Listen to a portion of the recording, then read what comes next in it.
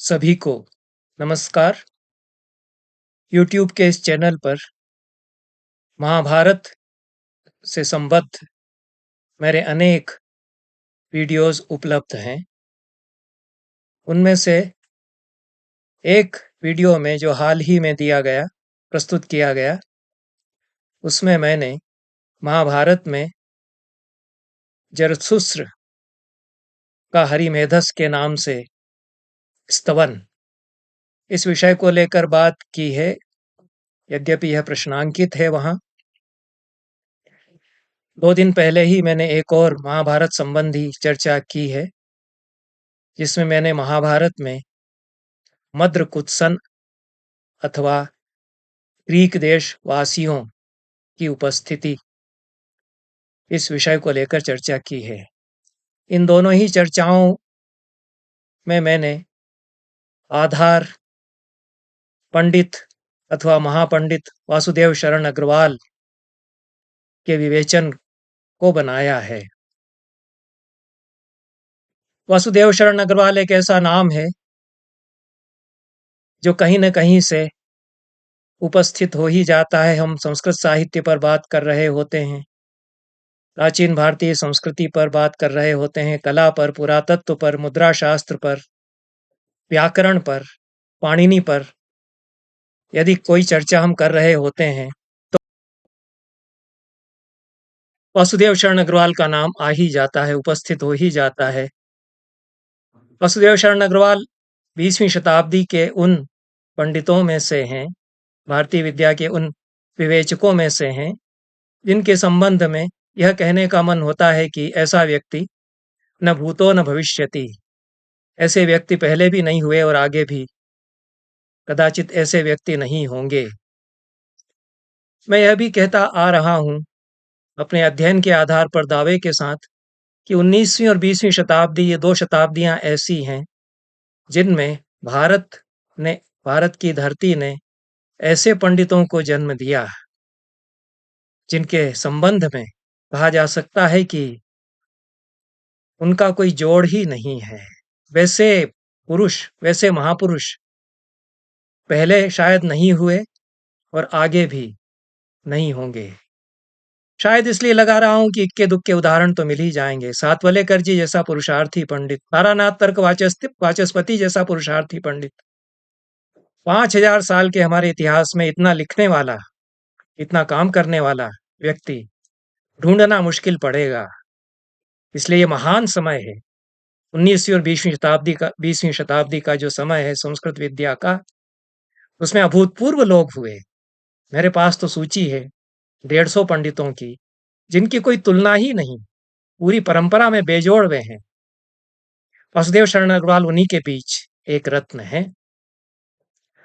और ऐसे पंडितों पर मैं काम भी करता रहा हूं, उनके संबंध में कहता भी रहा हूं, तो मैं वासुदेव शरण अग्रवाल पर चर्चा का उपक्रम कर रहा हूं क्योंकि उनका अवदान विपुल है। मैंने सातवलेकर जी पर चर्चा की है, धर्मानंद कोसंबी पर चर्चा की है। ये भी अद्भुत विलक्षण विभूतियां हैं हमारे समय की, और उन्हीं में सातवलेकर जी निश्चित रूप से परिगणनीय है। बौद्धिक जगत जो भारत का है, उसके निर्माण में जो बौद्धिक संस्कृति है भारत की, आधुनिक भारतीय बौद्धिक संस्कृति और आधुनिक भारतीय संस्कृति, उसके निर्माण में जिन मनीषियों का अप्रतिम योगदान रहा, उनमें वासुदेव शरण अग्रवाल अग्रगण्य है। भारत की आत्मा से साक्षात्कार किया उन्होंने कला और संस्कृति के अपने विवेचन के द्वारा। और इस दृष्टि से आनंद कुमार स्वामी के बाद जो पहला नाम हमारी स्मृति में आता है, वह वासुदेव शरण अग्रवाल का है। उसके बाद कोई नाम यदि पूछा जाए तो मैं कपिला वात्स्यायन का नाम ले सकता हूँ, और अविभाज्य रूप से कपिला वात्स्यायन का नाम वासुदेव शरण अग्रवाल के साथ जुड़ा हुआ है, क्योंकि वासुदेव शरण अग्रवाल धन्य हुए एक शिष्या के रूप में कपिला वात्स्यायन को पाकर के, और कपिला वात्स्यायन तो धन्य हुई ही। ऐसा गुरु शिष्य का जोड़ा भी कम देखने को मिलता है। उनकी अपनी एक प्रतिश्रुति है जो उनके शब्दों को मैं पढ़ देता हूँ। यदि भारतीय संस्कृति को लोक सुलभ बनाने बनाने के लिए आवश्यकता है, तभी प्राचीन संस्कृत साहित्य का उद्धार हो, समस्त ग्रंथों के अनुवाद सुलभ हों तथा उनके विशिष्ट अर्थ एवं संदेश को जीवन में आत्मसात किया जाए। यह अपने पूरे जीवन में वासुदेव शरण अग्रवाल स्वयं करते रहे और उन्होंने एक व्याख्या पद्धति अपनाई अपने विवेचन में। वे टीका पद्धति में रमे हुए हैं।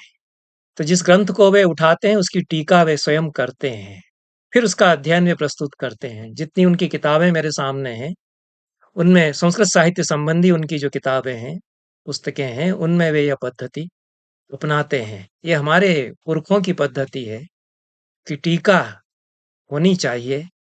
हमने टीका करना छोड़ दिया, इसलिए हमारी समझ उतनी पैनी और उतनी गहरी ग्रंथ पाठ में नहीं हो सकी। वासुदेव शरण अग्रवाल का जन्म कृष्ण पक्ष की द्वादशी विक्रम संवत 1961 तदनुसार 7 अगस्त 1904 के दिन गाजियाबाद के खेड़ा गांव में हुआ था। महान प्रतिभाएं कहीं भी जन्म ले सकती हैं।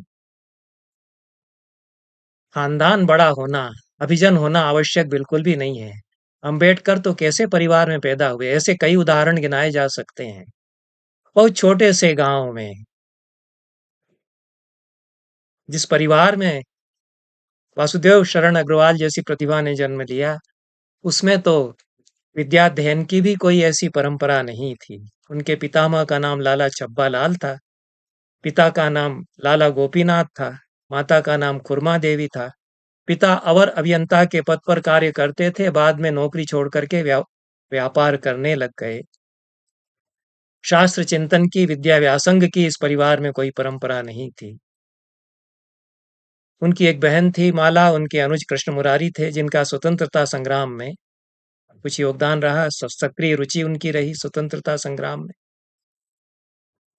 पर वासुदेव शरण अग्रवाल जी के पिता ने बहुत अच्छा किया कि उनको एक पारंपरिक पंडित जो उस गांव में थे, पंडित जगन्नाथ पांडे, उनके पास संस्कृत शास्त्र पढ़ने के लिए भेज दिया। और जगन्नाथ पांडे व्याकरण के अच्छे पंडित थे। उन्होंने अष्टाध्यायी कंठस्थ करा दी वासुदेव शरण अग्रवाल को।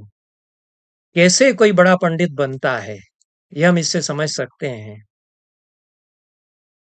जो हमारी शिक्षा पद्धति थी उसमें अष्टाध्यायी और अमरकोश रटा दिया जाता था, तभी तो बड़े बड़े पंडित हुए। 19वीं और 20वीं शताब्दी में भी बड़े बड़े पंडित हुए।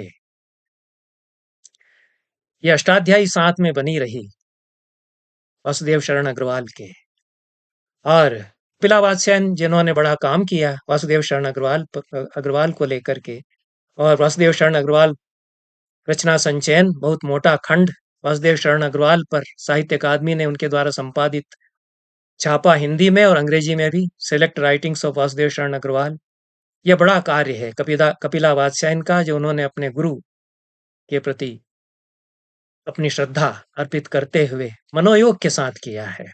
अन्यत्र भी वासुदेव शरण अग्रवाल की जैसे वे चर्चा करती थी, वह सुनना उनको बड़ा रोचक हुआ करता था, बड़ा अनुभव हुआ करता था जब जब कभी वो वासुदेव शरण अग्रवाल की चर्चा करती थी। कपिला जी ने कदाचित लिखा नहीं, वासुदेव शरण अग्रवाल के साथ जितने वर्ष उन्होंने बिताए शोध करते हुए, वो यदि उन्होंने लिखा होता तो वह भी हम लोगों के लिए बड़ा कारगर होता, वासुदेव शरण अग्रवाल जी की स्मृतियों को अपने साथ संजो करके रखने में। पर कपिला वात्स्यायन कहती हैं कि बाल्यकाल से ही वासुदेव जी ने 3 धाराओं का अवगाहन किया। पितामही के साथ लोक या जनपदों की परंपराओं की धारा, उनकी जो दादी थी उससे कहानियां सुना करते रहे, ऐसा कपिला वात्स्यायन जी बताती हैं। उससे जनपदीय संस्कृति में वो रमे। दूसरी, विद्यालय में आधुनिक पद्धति से शिक्षा, जो पूरे महाविद्यालय तक शोध कार्य करने तक, राधा कुमुद मुखर्जी जैसे बड़े इतिहासविद के साथ शोध कार्य करने तक उसमें वे पारंगत हुए। और तीसरी, पंडित जगन्नाथ पांडे के सानिध्य में व्याकरण का अभ्यास। ये 3 दिशाएं उनके अध्ययन की जो रहीं, जनपदीय संस्कृति की और आधुनिक शिक्षा की और पारंपरिक संस्कृत शास्त्र परंपरा की। वो उनके निर्माण में, निर्मिति में उनका योगदान रहा। उनका परिवार बाद में लखनऊ आ गया था। वासुदेव जी की प्रारंभिक शिक्षा लखनऊ में ही हुई। काशी हिंदू विश्वविद्यालय से स्नातक की उपाधि उन्होंने प्राप्त की। लखनऊ विश्वविद्यालय से पीएचडी और डीलिट की उपाधियां उन्होंने प्राप्त की। 1929 में एलएलबी की परीक्षा भी उन्होंने उत्तीर्ण की। राधा कुमुद मुखर्जी के निर्देशन में पाणिनि के सांस्कृतिक और ऐतिहासिक अध्ययन पर उन्होंने काम किया, जिसके लिए वे विशेष रूप से जाने जाते हैं। India is known to Panini शीर्षक शोध प्रबंध पर उन्हें लखनऊ विश्वविद्यालय से पीएचडी की उपाधि प्राप्त हुई और इसी शोध प्रबंध का दूसरा खंड उन्होंने डीलिट की उपाधि के लिए प्रस्तुत किया। 1923 में गाजियाबाद के लाला हरशरण दास की पुत्री विद्या देवी से उनका विवाह हुआ। उनकी संतानों में 4 पुत्र हुए और 1 कन्या। पुत्रों में प्रोफेसर पृथ्वी कुमार अग्रवाल ने उनकी ज्ञान परंपरा का उत्तराधिकार पाया। 1931 में पीएचडी डीलिट आदि करने के पश्चात मथुरा के करजन आर्कियोलॉजिकल संग्रहालय के क्यूरेटर के पद पर वे नियुक्त हुए। 1939 तक उन्होंने इस पद पर कुशलतापूर्वक अपने दायित्वों का निर्वाह किया। 1939 में ही लखनऊ के राजकीय संग्रहालय में उन्हें नियुक्त किया गया। यहाँ ये 1946 तक कार्य करते रहे। तत्पश्चात भारतीय पुरातत्व सर्वेक्षण में एएसआई में संग्रहालय शाखा के अधीक्षक के रूप में 1951 तक वे कार्यरत रहे और इस पद पर कार्य करते हुए museum of central Asia antiquity नई दिल्ली के क्यूरेटर का काम भी वे देखते रहे। मथुरा, लखनऊ और दिल्ली के पुरातत्व संग्रहालयों में कार्य करते हुए इन संग्रहालयों को उन्होंने बनाया, स्वयं भी कार्य किया। इनको संपन्न बनाने में, इन संग्रहालयों को संपन्न बनाने में उनका बड़ा योगदान रहा है। और फिर आगे काशी हिंदू विश्वविद्यालय में जब वे आ गए तो भारतीय कला भवन के विकास में उनका बड़ा योगदान रहा है। दिल्ली में नेशनल म्यूजियम, राष्ट्रीय संग्रहालय के निर्माण और व्यवस्थापन और उन्नयन में भी उनकी विशिष्ट भूमिका थी। 1 नवंबर 1951 से वे काशी हिंदू विश्वविद्यालय के पुरातत्व और प्राचीन इतिहास विभाग के अध्यक्ष के दायित्व का निर्वाह करते रहे। वासुदेव शरण अग्रवाल संस्कृत साहित्य, पाली, प्राकृत, प्राचीन भारतीय इतिहास, कला और संस्कृति के अप्रतिम पंडित हैं। 87 पुस्तकें उनकी हैं और इंदिरा गांधी कला केंद्र ने उनकी जो बिब्लियोग्राफी छापी है बहुत विशाल है और उनका जो विपुल अवदान है वह उससे समझ में आता है। अनेक ग्रंथ उनके वेद विद्या पर हैं। वेद विद्या, उरु ज्योति, वेद रश्मि, वैदिक लेक्चर्स, पृथ्वी सूक्त एक अध्ययन, sparks from the Vedic fire, Sahasrakshara Vak, Yajna Varaha, solar symbolism of the पोर, ये वेदानुशीलन से संबंधित उनकी पुस्तकें हैं। यह वेद का अनुशीलन उनके अध्ययन की एक दिशा है जिस पर वे लेखन आजीवन करते रहे। दूसरी उनके अध्ययन की दिशा सांस्कृतिक अध्ययन की थी। प्रारंभ से ही इस पर भी वे कार्य करते रहे और उनकी जो पुस्तकें हैं, India is known to Panini, जिसका पाणिनिकालीन भारतवर्ष, यह हिंदी अनुवाद प्रकाशित है। यह पुस्तक मेरे पास है। पाणिनिकालीन भारतवर्ष चौखंबा विद्या भवन से 2023 में इसका नया संस्करण छपा है। इसके पहले कितने संस्करण इसके हुए यह सूचना प्रकाशकों ने नहीं दी, प्रकाशक नहीं देते। यह हमारे लिए एक तरह से बाधा होती है पुस्तक का इतिहास समझने में। हर्षचरित एक सांस्कृतिक अध्ययन, यह उनकी दूसरी पुस्तक है। बहुत मनोयोग से उन्होंने फिर संस्कृत साहित्य के सांस्कृतिक अध्ययन को लेकर के जो कार्य किया और ये अनोखा कार्य है। कैसे वे संस्कृति के विभिन्न आयामों का उद्घाटन करते हैं किसी भी ग्रंथ के पाठ को समझते हुए, और बहुत बारीकियों से वासुदेव शरण अग्रवाल उद्घाटन करते हैं। एक एक शब्द को वे लेते हैं। ये जो शब्द विद्या की साधना उनकी थी, पाणिनि को लेकर जो उन्होंने आरंभ की, वह बहुत काम उनके आई जब वे सांस्कृतिक अध्ययन करते हैं। तो हर्षचरित एक सांस्कृतिक अध्ययन, मार्कंडेय पुराण एक सांस्कृतिक अध्ययन, India is described by Manu, Vamana Purana a study, Bharat, ये उनके ग्रंथ हैं। भारत सावित्री उनका बड़ा ग्रंथ है। या 1953-54 में उन्होंने साप्ताहिक हिंदुस्तान में एक लेखमाला महाभारत को लेकर के प्रकाशित की थी। उसी का यह संकलन है भारत सावित्री। यह भी सस्ता साहित्य मंडल से प्रकाशित भारत सावित्री का नया संस्करण मेरे पास है। इसके पहले यदि छपा है, यह ग्रंथ तो मुझे जानकारी नहीं है, पर महाभारत पर अध्ययन के लिए यह बहुत ही उपादेय ग्रंथ है। मेघदूत का उनका अनुवाद और उस पर टीका, लंबी भूमिका, उसका भी उपयोग मैं बहुत करता रहा हूँ। मेघदूत पर जब-जब मैं बोलता रहा हूँ या लिखता रहा हूँ। श्रृंगार हाट भी अद्भुत ग्रंथ है। मोतीचंद्र जी के साथ किया है उन्होंने। और श्रृंगार हाट, चतुर्भाणी श्रृंगार हाट उन्होंने नाम दिया, चतुर्भाणी भी नाम बाद में ही दिया गया है। 4 भाण हैं, वे अप्रतिम भाण हैं और उनका सांस्कृतिक अध्ययन भी वासुदेव शरण अग्रवाल और मोतीचंद्र करते हैं। लेकिन जो अनुवाद किया है दोनों ने मिलकर के, वह तो अनोखा अनुवाद है। और क्या चुलबुलापन भाषा का जो संस्कृत भाषा में है, उसको वे देशज भाषा के ठाट के साथ उतारते हैं अपने हिंदी अनुवाद में। हिंदू सभ्यता, राधा कुमुद मुखर्जी की किताब का अनुवाद उन्होंने किया, जहाँ तक मुझे जानकारी है।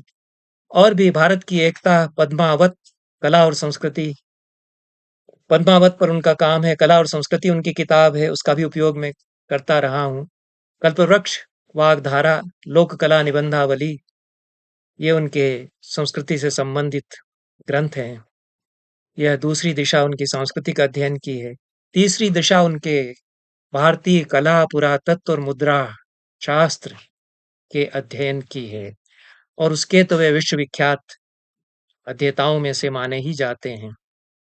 Evolution of Hindu temple and other essays, Gupta कला, कला और संस्कृति, ये मैंने पहले भी नाम लिया क्योंकि सांस्कृतिक अध्ययन भी इसमें है। सारनाथ, भारतीय पुरातत्व, ये हिंदी में किताबें हैं। Heritage of Indian art, studies in Indian art, ये अंग्रेजी में किताबें हैं। छंदस्वती वाक्य, यह भी उनकी किताब है। एक चौथा पक्ष उनका है इन 3 पक्षों के अतिरिक्त, जो कि संपादक और व्याख्याकार के रूप में है। पद्मावत का संपादन उन्होंने किया, उस पर संजीवनी टीका उन्होंने लिखी, अन्य कुछ ग्रंथों की भी व्याख्या और टीका उन्होंने लिखी। यह एक 5वां पक्ष भी उनके चिंतन और लेखन का है। वह राष्ट्र निर्माण के लिए उन्होंने बहुत लेखन किया और लेख उनके बहुत सारे हैं, सहस्रों की संख्या में उनके लेख इस तरह के हैं। चक्रध्वज उनकी पुस्तक है। जब भारत के तिरंगे झंडे में चक्र का क्या महत्व है, इस पर कुछ विवाद और चर्चा हो रही थी और ये रखा जाए कि न रखा जाए, इस तरह का भी प्रश्न उठाया जा रहा था। तब उन्होंने चक्रध्वज पतली पुस्तक लिखी है और उस विवाद के निराकरण में भी उनके इस लेखन का योगदान रहा है। और संपादक के रूप में उन्होंने महामना मदन मोहन मालवीय जी के लेखों का संपादन भी किया।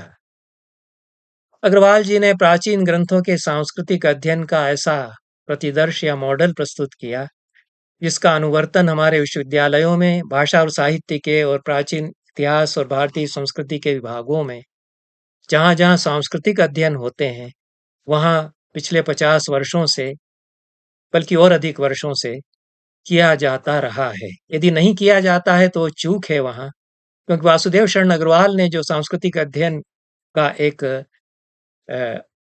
आधार प्रस्तुत किया, आधार पीठिका निर्मित की, वो हम सबके लिए आधार बनी। जहाँ-जहाँ प्राचीन साहित्य के आधार पर, पुरातत्व के आधार पर, कलाओं के आधार पर हम भारतीय संस्कृति का विवेचन करते हैं, वासुदेव शरण अग्रवाल कहीं न कहीं हमारे लिए आधारभूत सामग्री प्रस्तुत करते हैं और अध्ययन का एक मानक भी उनके आधार पर ही हम निर्मित करते हैं।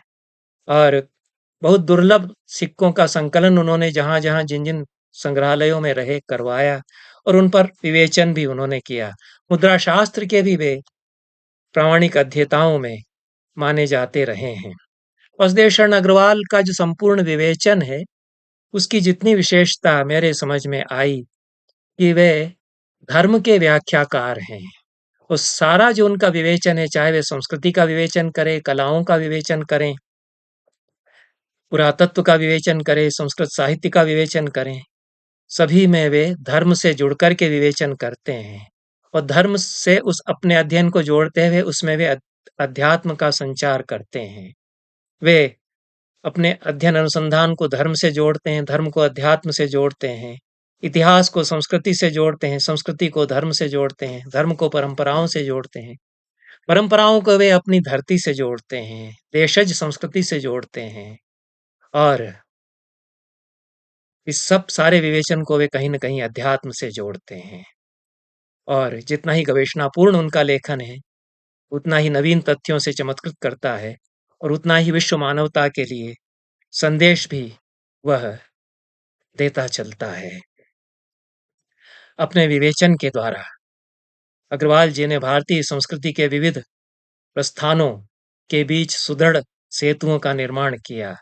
उनके विमर्श के द्वारा भारतीय परंपराओं और संस्कृतियों के अनेक अज्ञात पक्ष उद्घाटित हुए और वैदिक विश्वबोध और वैदिक तत्वचिंतन के व्याख्याकार के रूप में भी उनका अवदान स्मरणीय रहेगा। इन शब्दों के साथ मैं पद्म भूषण रायकृष्ण दास जी ने अग्रवाल जी का जिस तरह से स्मरण किया है, उनका वचन उद्धृत करते हुए अपनी यह चर्चा आज की समाप्त करता हूँ। राय कृष्णदास जी कहते हैं, वासुदेव शरण अग्रवाल अतुल्य विद्वान हुए। यदि उनकी तुलना किसी से की जा सकती है तो कलिकाल सर्वज्ञ हेमचंद्राचार्य से। वे वह पारस पत्थर थे जिसने जो भी छुआ वह सोना हो गया। बहुत बहुत नमस्कार सभी को। धन्यवाद।